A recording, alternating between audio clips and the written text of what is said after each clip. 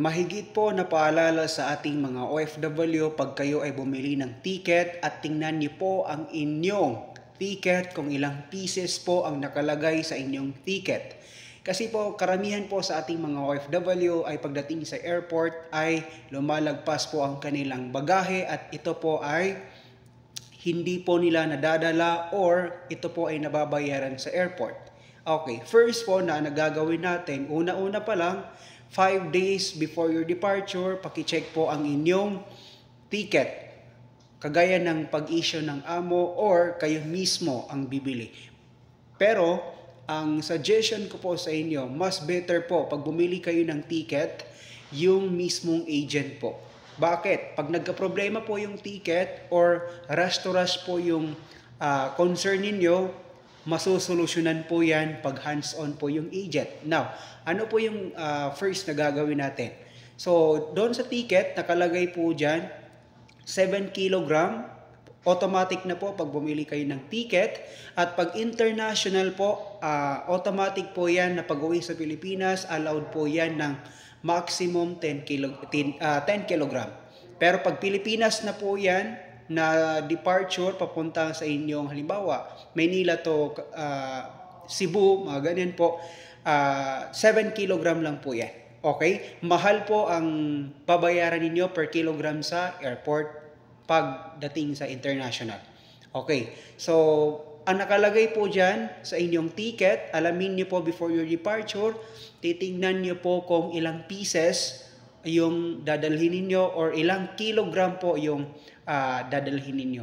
So, nakikita po natin na may 46 kilogram or 23 times 2 which is 46 po yun. So, dalawang maleta po at plus yung hand carry which is 3 pieces po siya. Okay? So, hindi po pwede na magdala ka po ng 4 na piraso kasi 3 lang po yung allowed.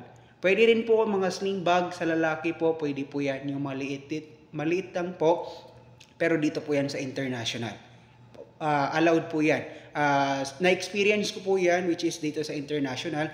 And number 2 na gagawin nyo po is pag halimbawa po hindi nyo po nakikita ang inyong bagahe, itanong po mismo sa amo or mas better po magtanong po kayo sa mga agent kung ano ang hindi nyo alam sa inyong bagahe, kung ilang pieces. Kasi minsan po hindi po natin yan nakikita kasi yung mga amo na nag-i-issue sa atin na ticket ay hindi po nila sinasabi sa kanilang mga katulong. So which is yung ibang katulong hindi po nila alam yung mga gagawin nila.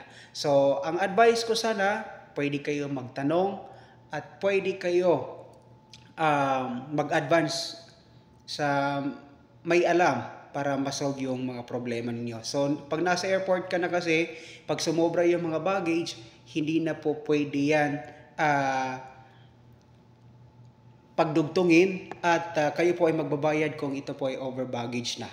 Okay? So, pagdating naman po sa if in case na gusto niyo mag-add baggage, if in case lang po, gusto niyo nang mag-add 10 kg kasi sumobra ka ng 5 or 10 kg, mas better po contact your agent at lalo na kung rush to rush. Ito pag flight mo na kasi may client ako na ganyan nangyari na cases.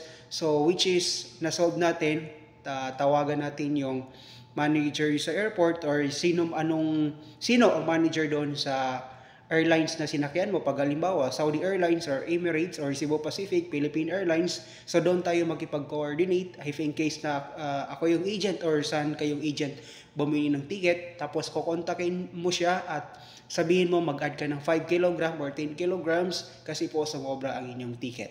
Now, pag hindi po kayo bumili sa agent, tapos si amo po yung nag-issue nun, which is po nasa airport na po kayo, kayo mismo ang magbabayad. So, malaki po yung cost na mababayaran sa airport.